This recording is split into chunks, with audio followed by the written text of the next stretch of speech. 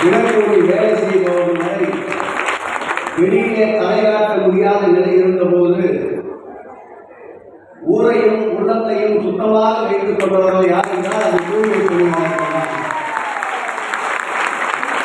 அந்த தூய்மை பணியாளர்களுக்கு சிறப்பு சேர்க்க வேண்டும் என்பதற்காகத்தான் அறிவிக்கப்பட்ட 31 நிகழ்ச்சிகளில் இன்றைக்கு 798 தூய்மை பணியாளர்களுக்கு உணவுப் பொருட்களையும் நிதி உதவியையும் வழங்குகின்ற இந்த நிகழ்ச்சியை ஏற்படுத்தியிருக்கின்றோம்.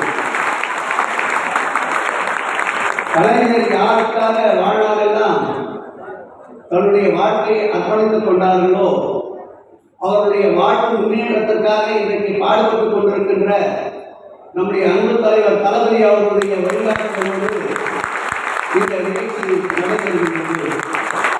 கொரோனா சமயத்தில் கூட மாண்புமிகு தமிழக முதல்வர் அவர்கள் தினந்தோறும் நம்முடைய மண்டலம் 6 அலுவலகத்தில் காலை உணவு இந்த கொரோனா பணியாளர்களுக்கு தூய்மை பணியாளர்களுக்கு வழங்க வேண்டும் என்று உத்தரவிட்டு கிட்டத்தட்ட 180 நாட்கள் தொடர்ந்து தினந்தோறும் காலை உணவு வழங்கிய இயக்கம் திராவிட முன்னேற்ற கழகம் என்பதை இந்த நேரத்தில் பெருமையோடு கொடுக்க கடமைப்பட்டிருக்கிறேன்.